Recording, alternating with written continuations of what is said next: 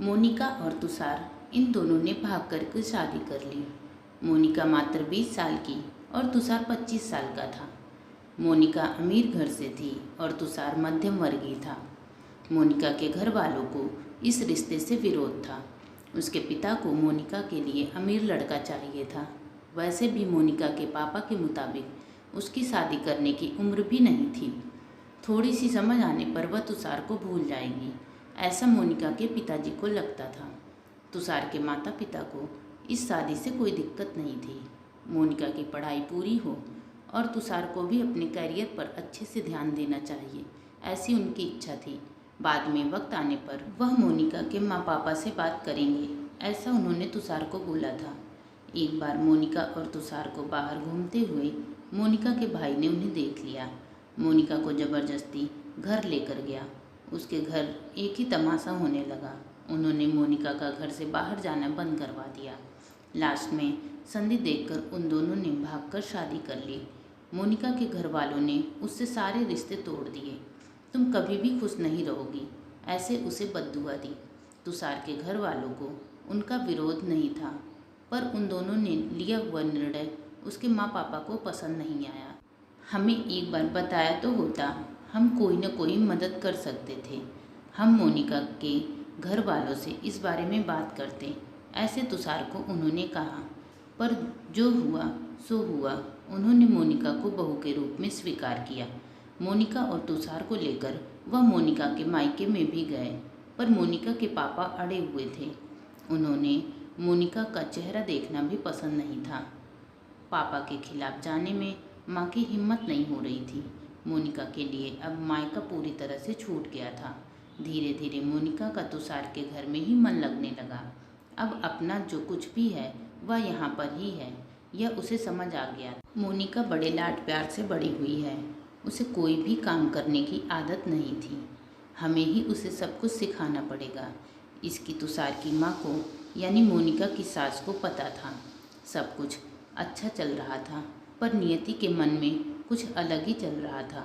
उनकी शादी को जैसे तैसे 1 साल हुआ था और एक एक्सीडेंट में तुषार दुनिया छोड़कर चला गया। सभी पर दुख का पहाड़ टूट पड़ा। ऐन जवानी में अपने बेटे की मृत्यु होने के कारण तुषार के पापा को ज़बरदस्त मानसिक धक्का लगा। मोनिका भी पूरी तरह से टूट गई थी। अभी तो उनकी गृहस्थी शुरू ही हुई थी। मोनिका के मायके वालों को भी यह बात मालूम पड़ी। तब भी मोनिका के मायके वाले कोई भी नहीं आए।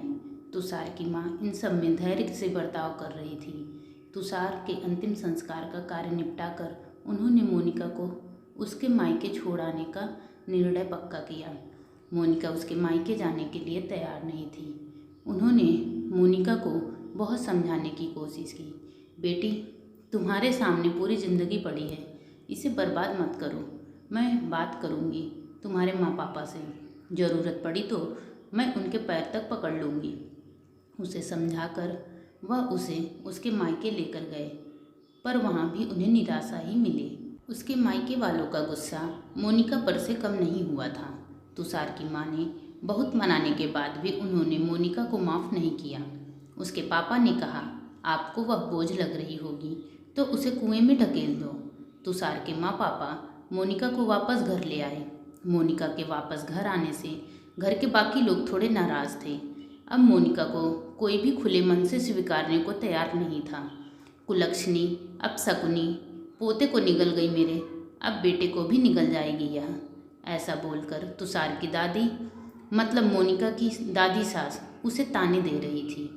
उस वक्त तुषार के पापा की तबीयत बहुत ख़राब हो रही थी। यह सब मोनिका को सहन नहीं हो रहा था। उसने ठान लिया कि यहाँ से दूर निकल जाना चाहिए। रात को सब सो जाने के बाद वह निकलने वाली थी। तभी उसकी सास जो जग रही थी, उन्होंने मोनिका को रोका। कहाँ जा रही है, ऐसे पूछा। माँ, मुझे जाने दीजिए, मैं अपशकुनी हूँ। मेरी ही वजह से यह सब हुआ। मैं तुषार की ज़िंदगी में आती नहीं तो, हमारी शादी नहीं हुई होती तो आज वह जिंदा होता। पापा की भी यह अवस्था होती नहीं। मुझे जाने दीजिए, मैं यहाँ नहीं रह सकती। वक्त आने पर आत्महत्या कर लूँगी, पर अब यहाँ नहीं रहूँगी। सच में मेरे यहाँ आने से इस घर की सारी खुशियाँ चली गई। मुझे कोई अधिकार नहीं है यहाँ रहने का। मोनिका रोते रोते सब बोल रही थी। उसकी सास ने उसे पहले शांत किया।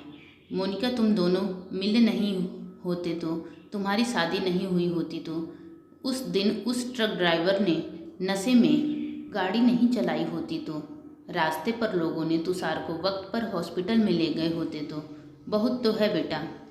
और अब वक्त निकल गया है इन सब बातों का विचार करने का। तुषार तो मेरा बेटा था, मेरी क्या अवस्था हुई होगी इन सब में। एक बार तो विचार किया क्या तुमने?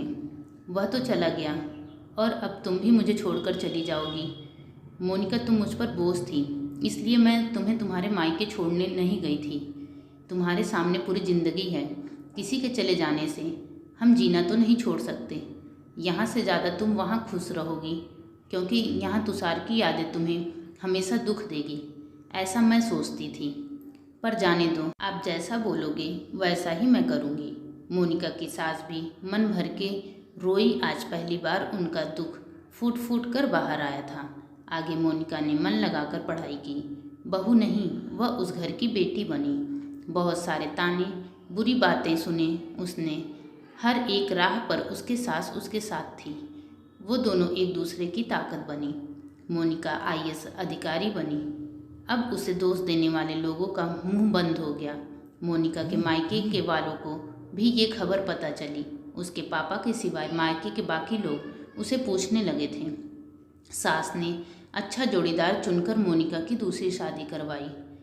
शादी के बाद भी मोनिका अपनी इस माँ को कभी नहीं भूली। सास की अंतिम काल में भी मोनिका रात का दिन करके सेवा में हाजिर होती थी।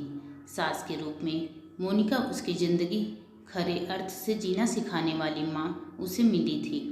पर सच में मोनिका के सास जैसी ऐसी कितनी समझदार औरतें इस समाज में हैं, जो एक चौखट से बाहर जाकर सोचती हैं और दूसरों का आधार बनकर उनका जीवन सफल बनाती हैं। अगर आपको मेरी यह कहानी पसंद आई हो तो प्लीज़ चैनल को सब्सक्राइब ज़रूर करिए। वीडियो को इन तक देखने के लिए बहुत बहुत धन्यवाद।